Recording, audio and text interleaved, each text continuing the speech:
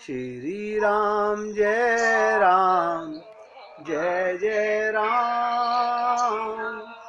श्री राम जय राम, जय जय राम। श्री राम जय राम, जय जय राम।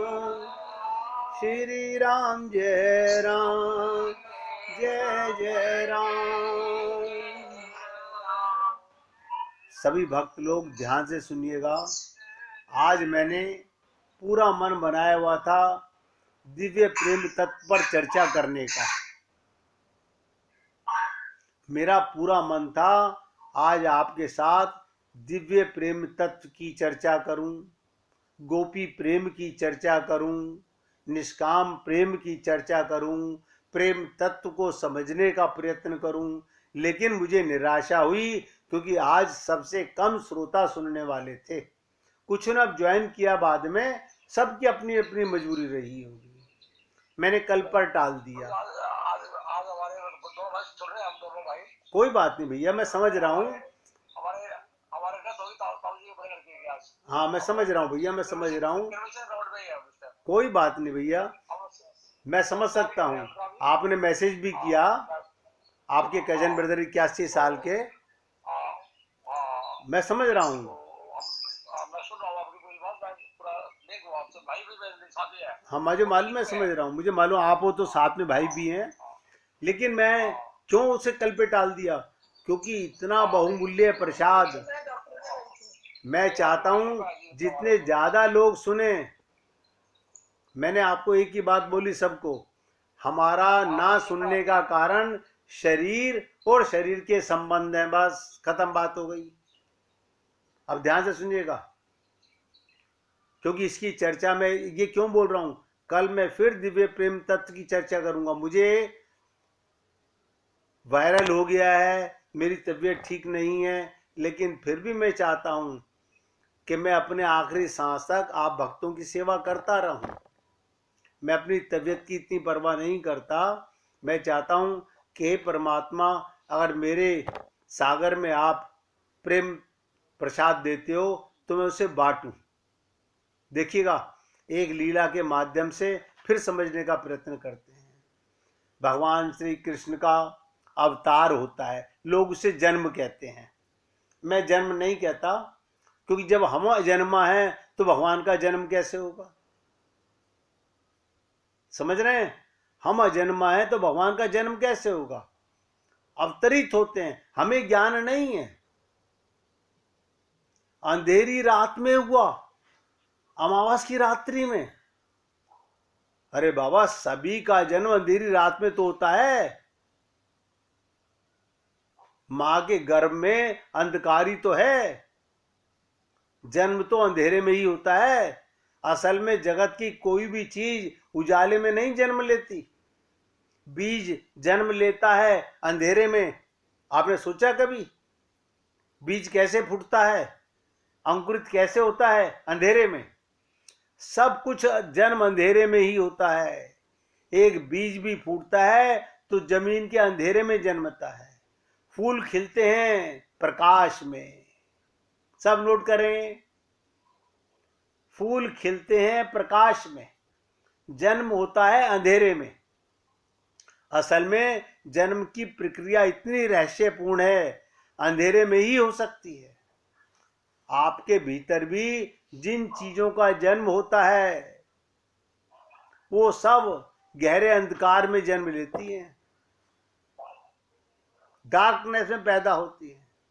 एक चित्र का जन्म होता है तो मन के बहुत अंतल की गहराइयों में, जहां रोशनी नहीं पहुंचती।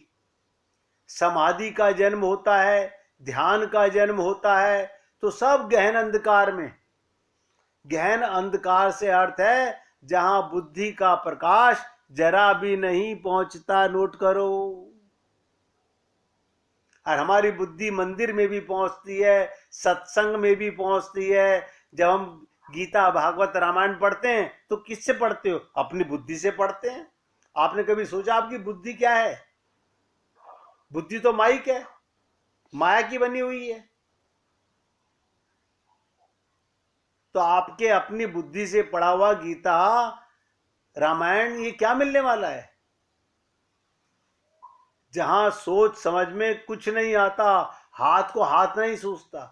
इसी प्रकार एक रहस्य सुना कि कृष्ण का जन्म जिस रात में हुआ, हाथ को हाथ नहीं सूझता था, इतना गहरा अंधकार था। लेकिन कब कोई चीज जन्मती है जो अंधकार में ना जन्मती हो? इसमें विशेषता खोजने की जरूरत नहीं, ये जन्म का सामान्य प्रक्रिया है। सभी का जन्म अंधकार में होता है। मैंने कहा ना, फूल खिलते हैं प्रकाश में, जन्म होता है अंधकार में। दूसरी बात सुनिएगा, कृष्ण के जन्म के साथ जुड़ी, बंधन में जन्म होता है कारागृह में। आप कहेंगे भगवान श्री कृष्ण का जन्म जेल में हुआ था। किसका जन्म है जो बंधन और कारागृह में नहीं होता? हमें बता दीजिए। हम सभी कारागृह में तो जन्मते हैं, और हो सकता है हम मरते वक्त तक हम उस कारागृह से मुक्त नहीं होते। देखिए कमाल की चीज, हम सबका जन्म भी बंधन में हुआ और मृत्यु भी बंधन में ही हो जाएगी। जरूरी नहीं है, हो सकता है आप जाग जाएं, आपको बोध हो जाए, कोई गुरु आपको ऐसा मिल जाए, आप उसके शिष्य बन जाएं, आप उसकी बात को स्वीकार कर लें।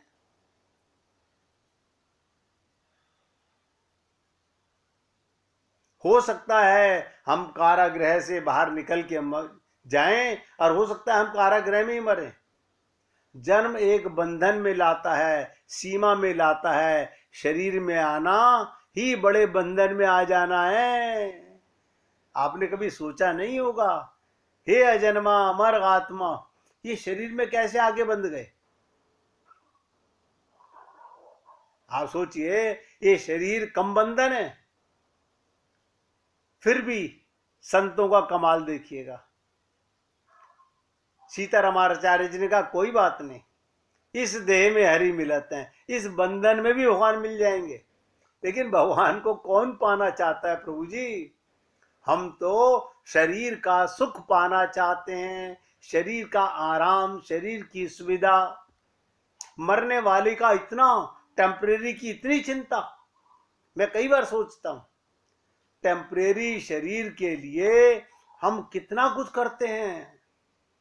हाँ, अगर आप भगवत प्राप्ति के लिए करते हो इस देह की सेवा, इस देह का पालन भगवान के परिवार की सेवा के लिए और भगवत प्राप्ति के लिए, तो देह का पालन बिल्कुल ठीक हो रहा है, अन्यथा सब ढोंग हो रहा है।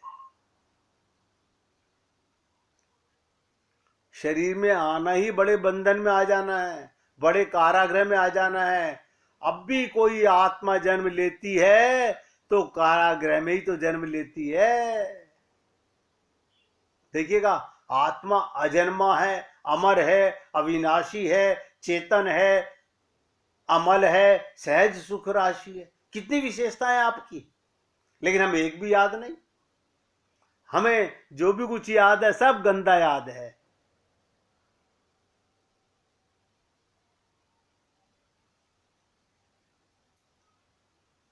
लेकिन इस बात को ठीक से समझा नहीं गया।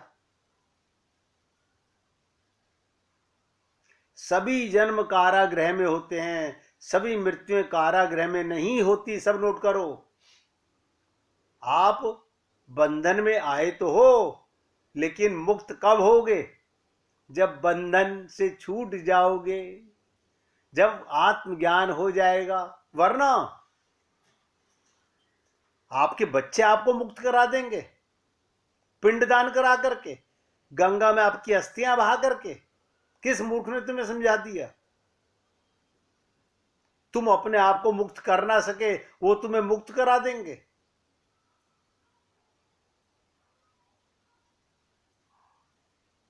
इसलिए मैंने कहा जन्म सबका बंधन में होता है, मृत्यु सबकी कारागृह में नहीं होती।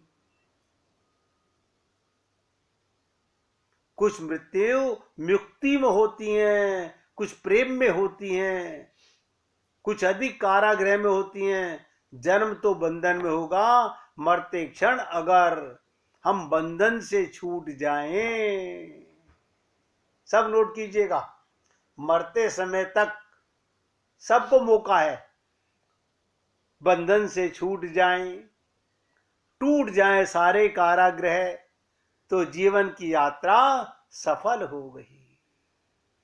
सीतारामाचार्य जी की बात कारगर हो गई, इस देह में हरि मिलत है। लेकिन हरि को पाने की चाहना कहां है? हम तो हरि से देह के सुख सुविधाओं में लगे हुए हैं। मैं सबकी बात कर रहा हूं, किसी एक की बात नहीं कर रहा हूं, सबका यही हाल है। हम देह का सुख चाहते हैं, देह से परमात्मा के लोक में नहीं जाना चाहते। आप सोचिए कैसे कल्याण होगा हमारा।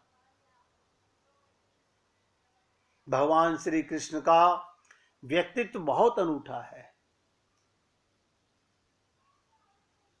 अनूठेपन की पहल की बात तो ये कृष्ण हुए, लेकिन हैं भविष्य के, हुए अतीत में। देखिए उस समय इतने भक्त लोग नहीं थे दुनिया में भगवान श्री कृष्ण को पूजने वाले जितने आज हैं। मनुष्य अभी भी इस योग्य नहीं हो पाया कि कृष्ण का बन सके अभी तक भी। आप हम लोग कैसे भगवत प्राप्ति करेंगे? अभी भी कृष्ण मनुष्य की समझ से बाहर है। कृष्ण को समझना इतना आसान है क्या? राम को समझना इतना आसान है क्या? हम क्या कहते हैं अपनी बुद्धि, हाँ हम समझ गए, हमने रामायण देख ली, हम पूरी रामायण को बड़े ध्यान से देख रहे थे। अरे बाबा, कहत कठिन समझत कठिन, बहुत कठिन चीज है। बिना किसी गुरु की कृपा से हम अपने आप को तो जान नहीं सके कि मैं कौन हूं। बताइएगा, भविष्य में भी ये संभव हो पाएगा कि हम कृष्ण को समझ पाए? इसके कुछ कारण हैं। सबसे बड़ा कारण तो ये, कृष्ण अकेले ही ऐसे व्यक्ति हैं, ऐसे भगवान हैं जो धर्म की परम गहराइयों और ऊंचाइयों पर होकर गंभीर नहीं, उदास नहीं, रोते हुए नहीं। संत का लक्षण ही रोता हुआ होता है, जिंदगी से उदास, हारा हुआ, भागा हुआ होता है। कृष्ण अकेले हैं, नाचते हुए व्यक्तित्व हैं, सबको आकर्षित करने वाले, सबको प्रेम में नचाने वाले, हंसते हुए, गीत गाते हुए।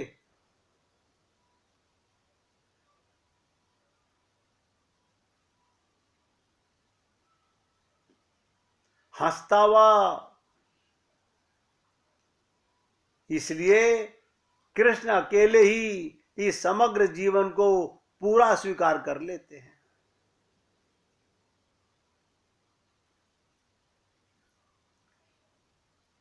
इसलिए हमारे भारतवर्ष में जितने भी अवतार हुए, आंशिक अवतार कहा जाता है उनको। ध्यान से सुनिएगा, रामा अवतार भी आंशिक अवतार था, नरसिंह अवतार भी आंशिक अवतार था। ऐसा कोई भी अवतार नहीं जो पूर्ण अवतार था। कृष्ण को पूर्ण अवतार कहा जाता है। राम भी अंश हैं परमात्मा के, लेकिन कृष्ण पूरे ही परमात्मा हैं, क्योंकि कृष्ण ने सबको आत्मसात कर लिया है।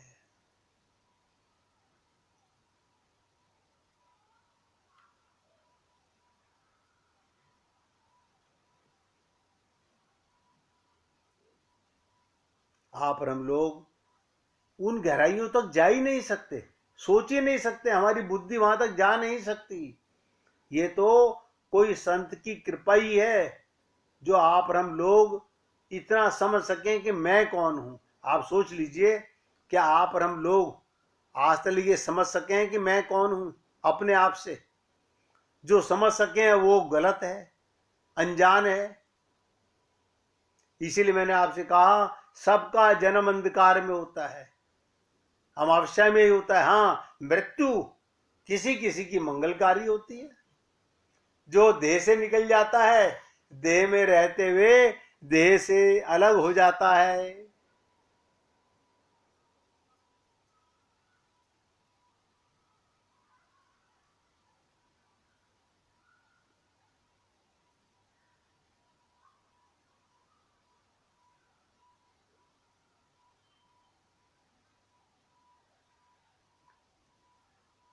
आप और हम लोग गहराई से किसी भी चीज को समझने का प्रयत्न भी नहीं करते, जानते तो हैं ही नहीं।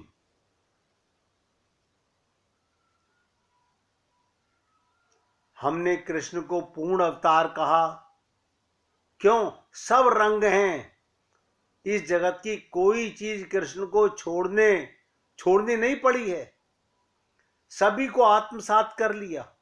कृष्ण त्यागी नहीं है, कृष्ण भोगी नहीं है, कृष्ण ऐसे त्यागी और ऐसे भोगी हैं। कृष्ण ऐसे भोगी और ऐसे जो त्यागी हैं, कृष्ण हिमालय नहीं भाग गए।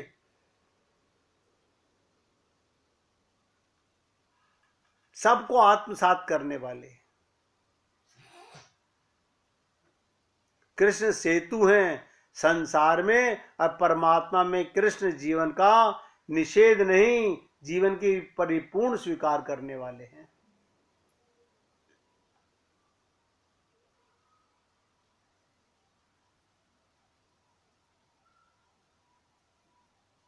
इसलिए देखिएगा, अभी मैं एक लीला सुन रहा था।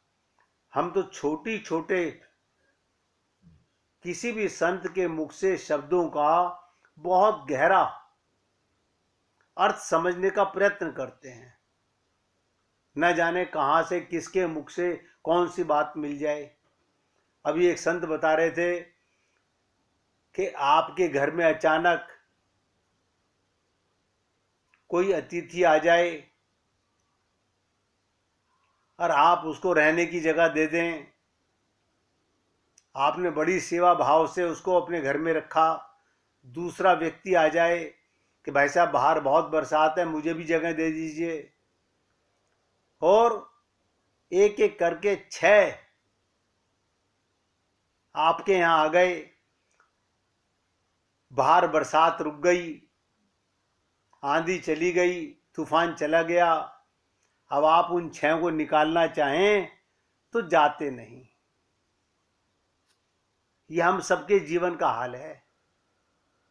आप कहेंगे हमारे जीवन का हाल है। जब भगवान श्री कृष्ण ने, परमात्मा ने हमको मां के गर्भ में भेजा था, हमारे अंतःकरण को बिल्कुल शुद्ध क्लीन स्लेट करके भेजा था, एकदम क्लीन स्लेट। माना कि हम संसार में आए हैं, है तो आत्मा,